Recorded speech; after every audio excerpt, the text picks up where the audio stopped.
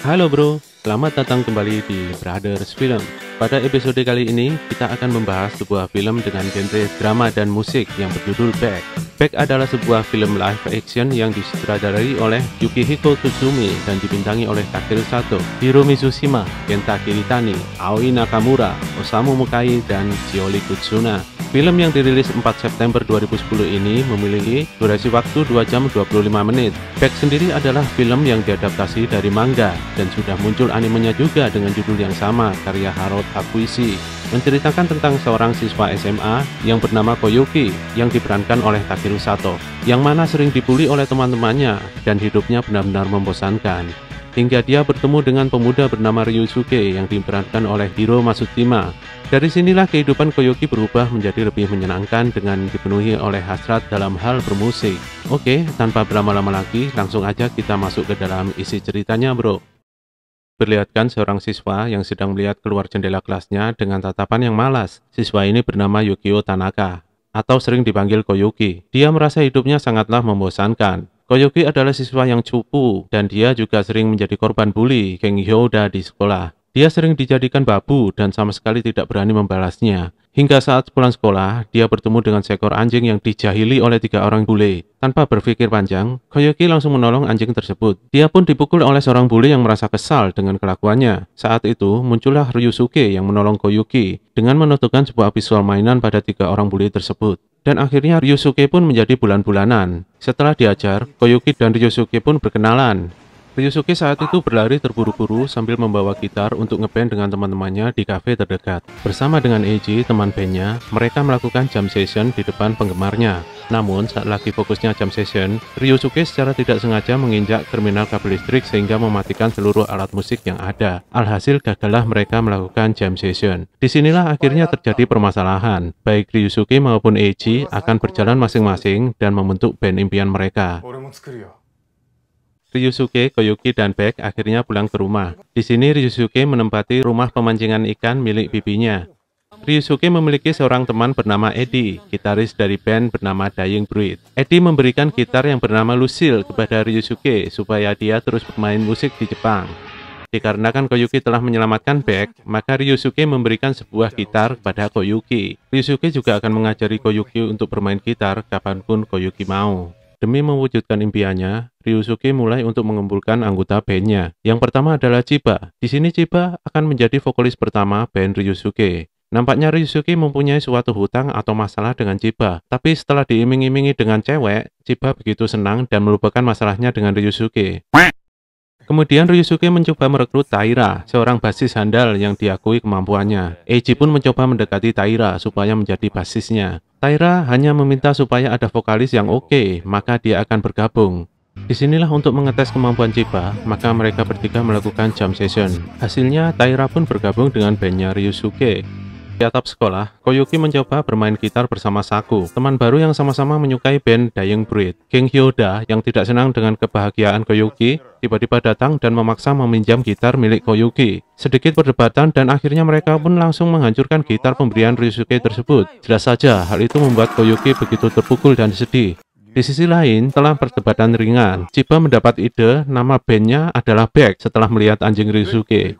Koyuki pun datang di tempat Ryusuke untuk mengabarkan bahwa gitarnya telah rusak. Dia juga meminta maaf atas kejadian ini. Namun Ryusuke sangat marah dan mengusir Koyuki. Di tengah jalan, Koyuki dan Saku bertemu seorang yang biasa mancing di tempat Ryusuke. Tanpa diduga, paman ini bisa memperbaiki gitar Koyuki. Namun sebagai gantinya, Koyuki harus bekerja keras di tempat percetakan milik sang paman. Koyuki pun mendapatkan pelajaran gitar gratis dari sang paman. Setelah kurang lebih 2 bulan, akhirnya perbaikan gitar Koyuki sudah selesai. Dia pun ditemani dengan Maho dan Saku mencoba menemui Ryusuke kembali untuk mengabarkan bahwa gitarnya sudah beres. Tapi Ryusuke masih marah dan mengusir Koyuki keluar dari studio. Di jalan, Koyuki kembali bertemu dengan geng Hyoda. Dia kembali dibully dan hampir dihancurkan lagi gitarnya. Untungnya sebelum itu terjadi, Chiba dan kawan-kawan datang membantu Koyuki. Setelah Maho memberitahu apa yang sebenarnya terjadi, semua geng dibabat habis oleh Chiba. Selepas itu, Koyuki dan Saku diajak bergabung ke dalam band oleh Ryusuke. Tapi Chiba dan Taira tidak setuju dengan hal tersebut, dikarenakan level mereka masih jauh. Dan benar saja, saat tampil live di sebuah tempat, permainan Koyuki begitu hancur.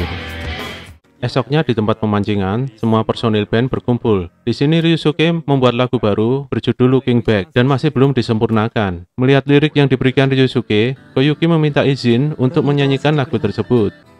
Betapa kagetnya semua personil band ketika mendengar suara Koyuki yang begitu sempurna menyatu dengan lagunya. Mereka semua mendapatkan penglihatan bahwa dengan Koyuki, mereka bakal bermain di pentas yang sangat besar. Kecuali Chiba yang saat itu tidak mendapatkan pengalaman itu. Malamnya saat tampil ngeband di panggung, ternyata mereka didatangi oleh Eddie, personel band Dying Breed yang merupakan sahabat karib dari Ryusuke. Hal ini membuat perhatian penonton berpindah dari panggung ke personel Dying Breed. Ryusuke pun mengubah lagu Looking Back dengan Koyuki sebagai vokalisnya. Alhasil semua penonton kembali melihat penampilan Back dan terdiam dengan suara indah Koyuki. Mereka begitu tercengang dan kagum dengan keindahan lagu Back, tak terkecuali Dying Breed. Beberapa hari kemudian, saat Dying Breed tampil di panggung, band Eiji masuk untuk ngejam bareng Dying Breed. Namun vokalis band Dying Breed menolak mentah-mentah berbagi panggung bersama band Eiji dengan membakar sebuah gitar. Sang vokalis malah ngajakin Koyuki naik ke panggung untuk ngejam bersama. Seperti biasa, penonton dibuat takjub dengan suara Koyuki yang begitu merdu. Setelah penampilan dari Dying Breed, diketahui fakta bahwa gitar Lucille yang biasa dipakai Ryusuke adalah gitar curian dari seorang manajer musik Amerika Serikat bernama Leon Theis. Eddie meminjam gitar tersebut untuk tampil beberapa waktu yang lalu saat mereka berjumpa di panggung Back. Saat ini Leon sedang mengawasi Back guna mendapatkan gitar Lucille kembali. Lucille sendiri sebenarnya adalah gitar milik Sonny Boy Walter, seorang musisi blues. Bekas lubang di Lucille adalah tembakan peluru yang telah membunuh Sonny Boy. Singkat cerita, Back pun telah selesai proses rekaman. CD mereka telah rilis di publik. Mereka pun sangat bahagia karena telah selangkah lebih baik dari sebelumnya. Namun kebahagiaan mereka tidak berlangsung lama karena CD mereka langsung digantikan oleh band milik Eiji, Beleame. Nampaknya Back telah dijegal oleh produser Beleame yang bernama Ran. Hal ini membuat semua personil begitu tertekan dan kecewa. Karena takut tersaingi, Ran dengan segala kekuatannya berupaya untuk memblok Back supaya tidak bisa mengikuti Grateful Town. Event ini adalah event yang besar dan diikuti oleh band-band terbaik di Jepang. Impian Ryusuke adalah bisa mentas di sana bersama bandnya. Malam harinya, Leon bersama pengawalnya menangkap dan menculik Ryusuke ke suatu tempat untuk diajar karena telah mencuri Lucille dari tangannya. Ryusuke pun babak belur dibuatnya. Sebelum dibunuh oleh Leon, Ryusuke bertemu dengan John Lee Davis, seorang pemain blues terkenal. Permintaan terakhir Ryusuke adalah bisa bermain blues dengan Davis sebelum dia dibunuh. Dikarenakan permainan gitar Ryusuke yang bagus, akhirnya Davis berharap Ryusuke untuk tidak dibunuh. Akhirnya Leon melepaskannya. Melihat fakta bahwa tidak ada kesempatan untuk masuk Grateful Town, Ryusuke tidak kehabisan akal. Dia mendatangi Leon dan membawa makanan kesukaan anjingnya. Dia pun memohon supaya bandnya bisa ikut event tersebut. Back pun mulai sibuk berlatih dan melakukan berbagai kegiatan live di beberapa tempat. Di sini muncul konflik dalam band, mulai dari Koyuki yang bermain gitar masih kurang oke, dan Chiba yang tidak menunjukkan kemajuan skill sama sekali dalam bermusik. Maho yang menyukai Koyuki pun ditawari untuk bersekolah di Amerika Serikat dengan bantuan dari Yoshito, vokalis Beleame. Hal ini membuat Koyuki terkejut sekaligus kecewa. Namun Maho masih belum memberikan keputusan dan dia akan memikirkannya. Grateful Sound Summer Festival pun akhirnya dimulai, sebuah event musik band besar yang sangat luar biasa.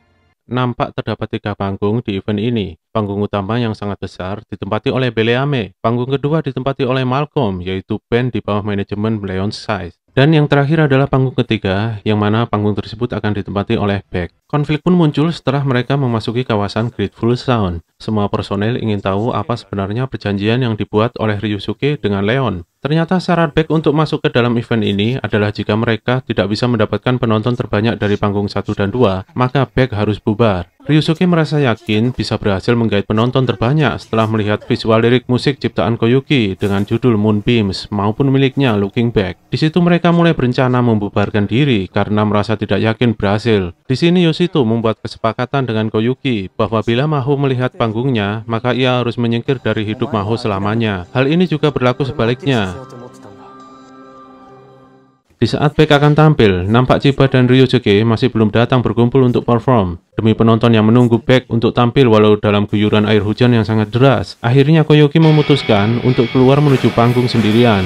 Setelah beberapa lama, akhirnya Saku dan Taira bergabung juga dengan Koyuki. Ryosuke pun datang menempati posisinya dan Baek melakukan perform yang sangat baik lewat lagu Looking Back. Di sini ini adalah momen yang sangat luar biasa dan epic menurut saya, bro. Chiba yang saat itu ada di bangku penonton secara tiba-tiba mendapatkan visual tentang keberhasilan Baek dalam festival ini. Hal yang selama ini tidak ia dapatkan sementara personil band lainnya sudah melihat visual itu.